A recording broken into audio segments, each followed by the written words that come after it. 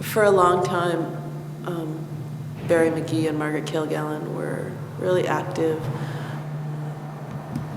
working on their own work and promoting their own work to some extent, but also conscientious about promoting the work of their peers from the Bay Area. And I think that Margaret had been talking to Jeffrey about several different possibilities for exhibitions in the gallery in Deutsch projects.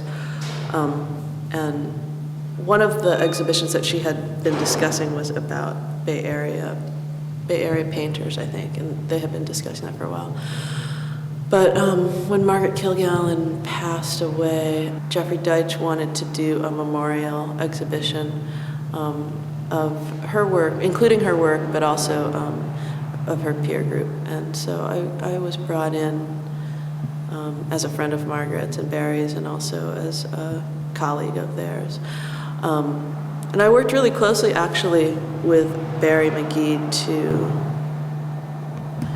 figure out which artists and what aspects of Margaret's work we wanted to think about. And I think, it was a really traumatic time because we were all kind of still really in mourning.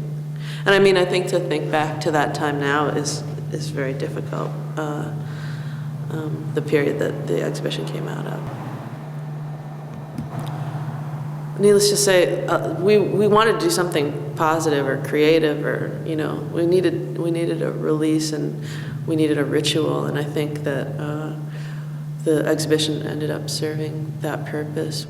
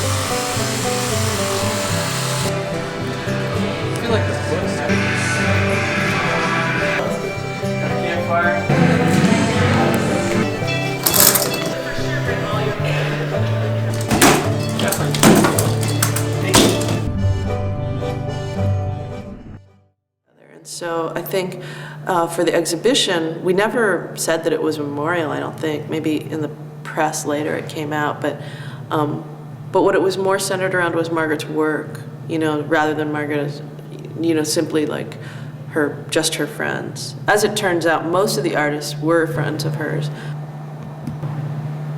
But the organization was more based on her work and what I perceived as like influences on her work, through speaking with Barry and from what I had known, doing some research about her work myself.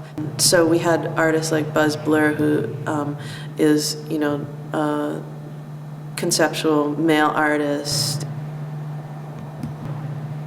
really like a hobo graffiti writer, and just so looked up to by, Bill Daniels and Margaret and Barry and a whole flock of young graffiti writers. And so we really needed him there as an anchor, as like kind of an everyday practitioner that was kind of a little bit separated from the traditional art world, all the way to Cheryl Dunn, who's does a lot of commercial photography, and yet has a real kind of investment and also like a kind of documentary photography that I think Margaret was also influenced by, and also influenced. I think Eamon is making these these paintings that have so much to do with storytelling, and I think that was storytelling and folklore, which is another really important aspect of Margaret's work. And so these are kind of some of the ideas that we're thinking about in assembling the artists.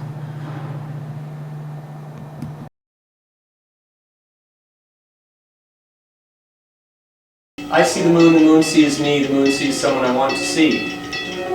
So, if you stare at the moon long enough, you'll see Margaret.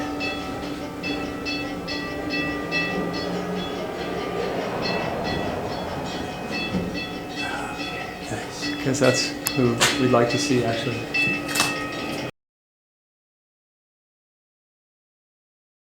I want art that is right here, and art that's about like life, and I really don't like art that just doesn't involve love.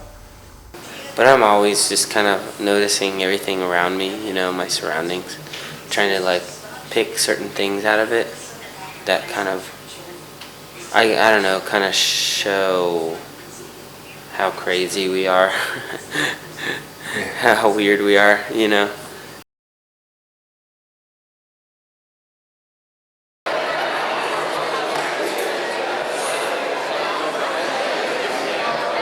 Put gel medium on the sketch pad, on the drawing, and then you put it on the canvas, and you let it dry, and then you take off the paper, you scrape it off, water and stuff, and it leaves the ink behind.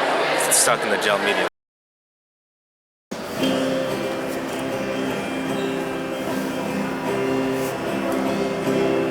Sorry to make so long to get to you. Well, I was busy running to the city.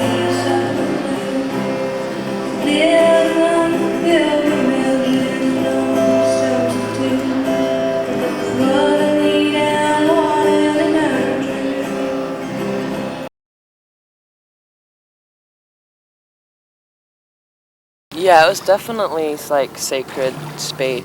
I just loved how everybody was like camping out. Nobody wanted to leave, and everybody had their little like shacks, you know. Yeah. I actually slept in Bill's space the night of the opening because I had to get on a fucking plane at like noon. I was up till 7:30 in the morning or something, and